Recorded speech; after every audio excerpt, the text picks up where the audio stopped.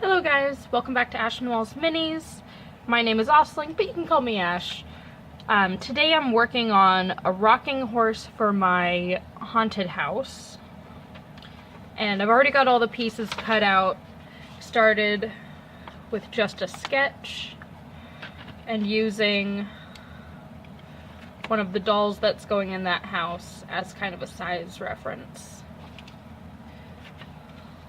So I'm going to keep that pinned to the side so I can look at it. And we're going to keep Creepy Doll here handy. And I'm going to start putting this together. I'm using Gorilla Wood Glue.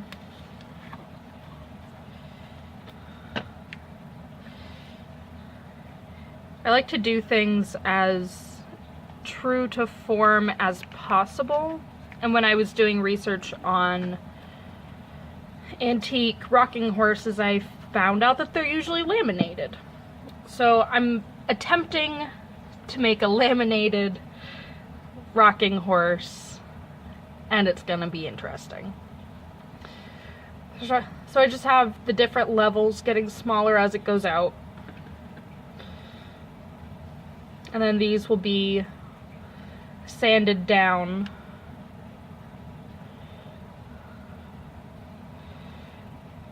to hopefully have a slightly realistic horse shape. So I couldn't help myself and I did glue some pieces together last night. I actually have to sand these before I put the legs on. So, handy Dremel tool, and let's see what we get.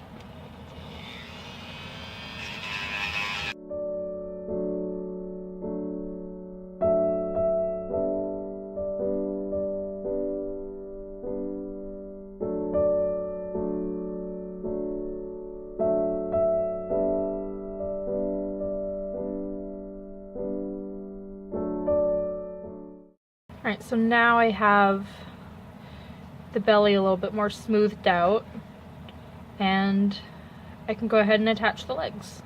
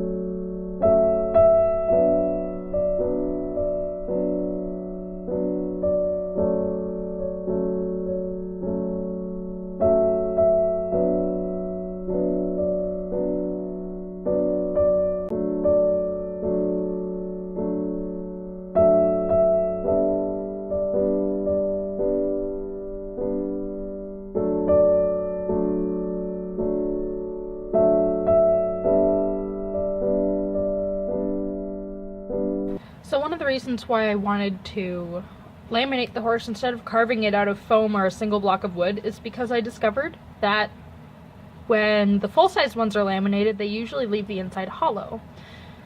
And one of the blogs I read mentioned hiding something inside the body cavity, so I actually wanted to go ahead and do this and wrote up a note, and we're going to seal that inside of our horse so that if it ever breaks, there's a secret message inside.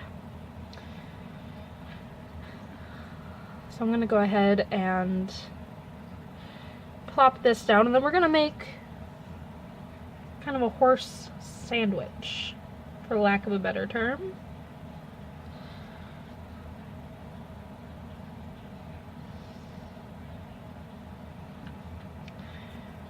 On the second side, which has a divot in it to match this side, it's going to go on here.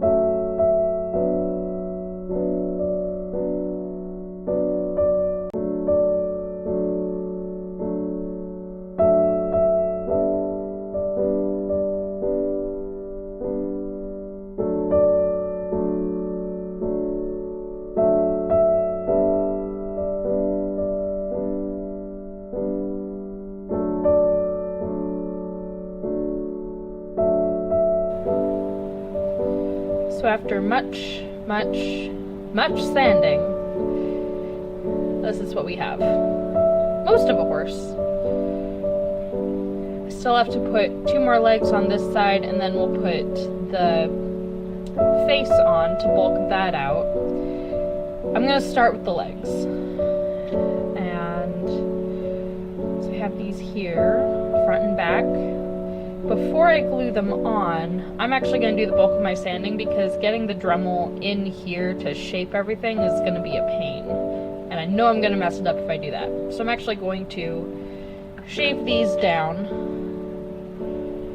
before I glue them on. Alright, so I have the legs pretty much shaped and sanded down, at least as far as I really need them to be in order to attach it. But even with having an angle cut here for this to rest on, it's easy to get these a little wonky, and I really want all the legs to be matched. So when I glue it, what I'm going to do is I'm going to take the big one, I'm going to set it on this piece of stir stick, and that way when I glue this one on, I'll get the same angle as long as all points are touching. Okay, so I went ahead and attached the last 2 legs. The back one is going to have to be trimmed down a little bit, but that's okay because that's mostly hoof. And I also attached the pieces for bulking out the face and adding the ears. And so I'm gonna have to do a lot more of the shaving down. But I just discovered that Creepy Doll fits on the rocking horse. If I can, this one's hard to manipulate sometimes. Creepy Doll fits on the rocking horse, and I'm so excited about that. Anyways, back to the Dremel.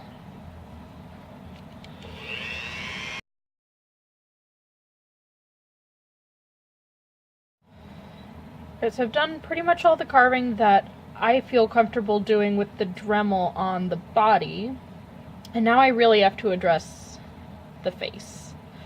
There's some more bits like in the neck here where I wasn't quite happy with the shape, so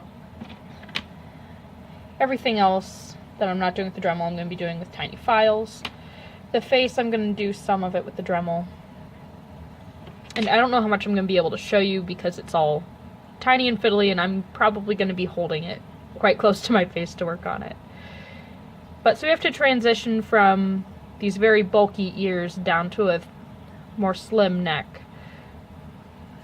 So I'm going to be shaving down here, carving out the cheek here,